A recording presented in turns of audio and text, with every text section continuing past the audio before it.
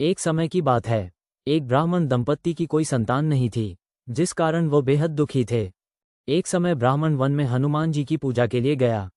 वहां उसने पूजा के साथ महावीर जी से एक पुत्र की कामना की। घर पर उसकी स्त्री भी पुत्र की प्राप्ति के लिए मंगलवार का व्रत करती थी। वो मंगलवार के दिन व्रत के अंत में हनुमान जी को भोग लगाकर ही भोजन करती थी। एक बार व्रत के दिन ब्राह्मणी ना भोजन बना पाए और ना ही हनुमान जी को भोग लगा सकी। उसने प्रण किया कि वह अगले मंगलवार को हनुमान जी को भोग लगाकर ही भोजन करेगी। वह भूखी प्यासी 6 दिन तक पड़ी रही। मंगलवार के दिन वह बेहोश हो गई। हनुमान जी उसकी निष्ठा और लगन को देखकर प्रसन्न हुए। उन्होंने आशीर्वाद स्वरूप ब्राह्मणी को एक पुत्र दिया और कहा कि यह तुम्हारी बहुत सेवा करेगा।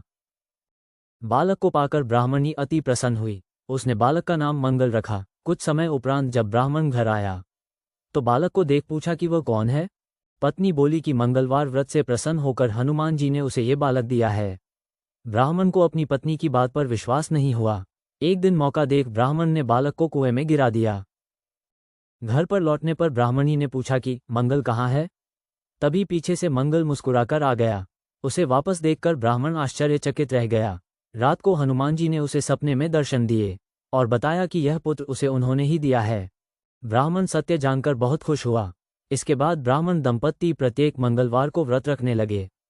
जो मनुष्य मंगलवार व्रत कथा को पढ़ता या सुनता है और नियम से व्रत रखता है, उसे हनुमान जी की कृपा से सब कष्ट दूर होकर सर्व सुख प्राप्त होता है और हनुमान जी की दया के पात्र बनते हैं। प्रेम से बोलो जय श्री राम।